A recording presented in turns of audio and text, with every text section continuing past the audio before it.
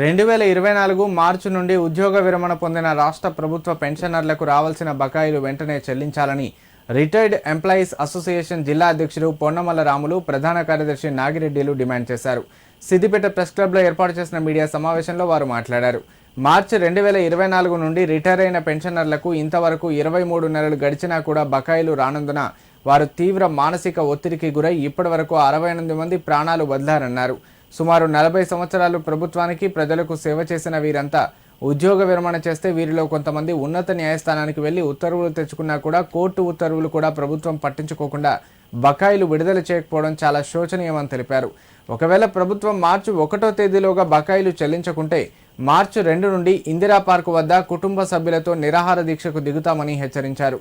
ఈ సమావేశంలో అసోసియేషన్ నాయకులు శంకర్రావు, భగవాన్ రెడ్డి, సురేందర్ గౌడ్ పలువురు పాల్గొన్నారు.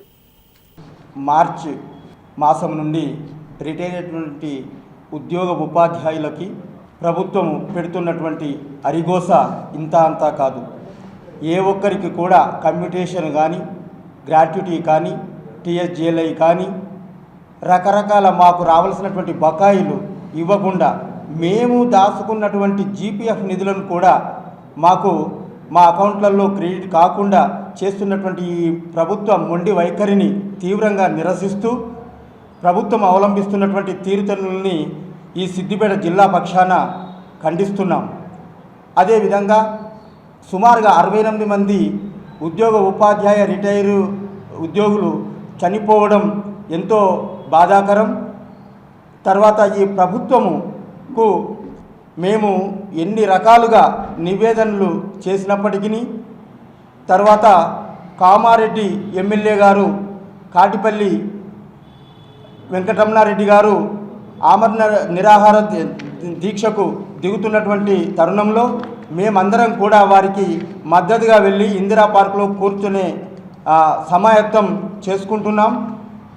అదేవిధంగా మాకు రావాల్సినటువంటి బకాయిలు ఇవ్వకపోవడంతో మేము చెల్లించాల్సినటువంటి బ్యాంకు ఈఎంఐలు కానీ ఇతరత్ర పిల్లల పెళ్లిళ్ళు చేయలేక, అర్ధాంతరంగా ఉన్నటువంటి గృహ నిర్మాణాలు పూర్తి చేయలేక, తర్వాత నానా అగచాట్లు పడుతూ అప్పులకు ముఖం చూపెట్టలేక తిరుగుతున్నటువంటి మా ఉద్యోగ ఉపాధ్యాయ రిటైర్డ్ వాళ్ళు ఉన్నారు.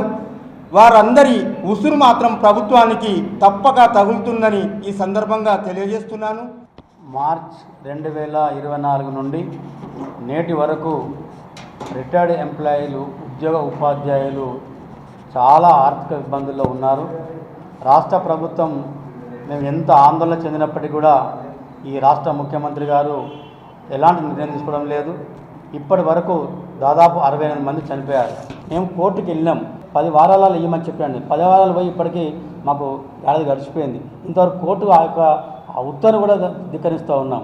అంతేకాకుండా మేము అందరం కలిసి కంటెంప్ట్ కూడా చేసినాం. ఆ కంటెంప్ట్ విషయంలో కూడా కోర్టు తీర్పిస్తే ఆ రాష్ట్ర ప్రభుత్వం రేవంత్ రెడ్డి గారు ఆ కంటెంప్ట్ కూడా పెట్టింది. ఇట్లా మేము నానా రకరకాలుగా ఆందోళన చేస్తూ ఉన్నాం. జిల్లా స్థాయిలో చేసినాం, రాష్ట్ర స్థాయిలో చేసినాం, ధర్నాలు చేసినాం. ఎన్ని చేసినా కూడా ఈవెన్ మంత్రులకు, ఎమ్మెల్యేలకు కూడా వాళ్ళకు వినతిపత్రం ఇచ్చినప్పటికీ కూడా వాళ్ళు ఈ రాష్ట్ర ప్రభుత్వం చలనం లేకుండా పోతుంది. అంతేకాకుండా మాకు ఇచ్చే డబ్బులు, మేము జమ చేసుకున్న డబ్బులు ఏవైతే ఉన్నాయో ఆ డబ్బులు అన్నింటినీ కూడా రకరకాల జీపీఎఫ్ కావచ్చు, జేఎస్ కావచ్చు, కాంట్రిబ్యూటర్ ఇది కావచ్చు, రకరకాలుగా మేము దాచుకున్న డబ్బులు మా జీతంలోకి మేము అమౌంట్ కట్ చేసుకున్నాం ప్రతి నెల. ఆ డబ్బులను ప్రభుత్వం వేరే వాటికి మళ్ళిస్తూ ఉన్నది. ఇది మంచి పద్ధతి కాదు.